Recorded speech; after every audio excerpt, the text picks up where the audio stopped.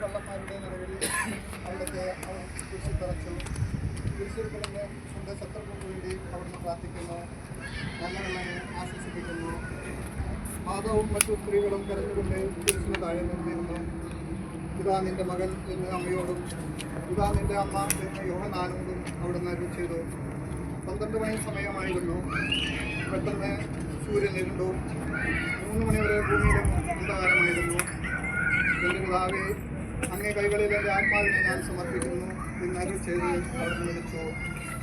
ദേവാലയത്തിലെ തിരശില നടുവെ കീറിപ്പോയി. ഭൂമി ഇളകി, പാറകൾ പിളർന്നു, പ്രേതാലയങ്ങൾ തുറക്കപ്പെട്ടു. സദാധിപൻ ഇതെല്ലാം കണ്ട് ദൈവത്തെ സ്തുതിച്ചുകൊണ്ട് ഈ മനുഷ്യൻ യഥാർത്ഥത്തിൽ നീതിമാനായിരുന്നു എന്ന് വിളിച്ചു പറഞ്ഞു.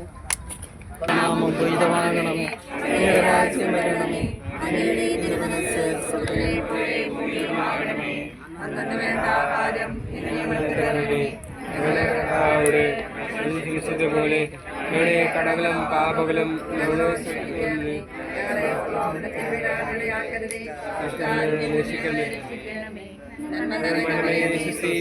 കഥാങ്ങയോട് സ്ത്രീയുടെ അനുഗ്രഹിക്കപ്പെട്ടതാകുന്നു. അങ്ങയുടെ ഈശോ അനുഗ്രഹിക്കപ്പെട്ടതാകുന്നു. പരിശുദ്ധമനമേ നമ്മുടെ പകല ഞങ്ങൾക്ക് വേണ്ടി ഇപ്പോൾ കർത്താവെ അനുഗ്രഹിക്കണമേ. പരിശുദ്ധ മാതാവേ, ക്രൂശിതനായ കർത്താവിന്റെ തിരുമുറിവുകൾ എന്റെ ഹൃദയത്തിൽ പതിപ്പിച്ചു.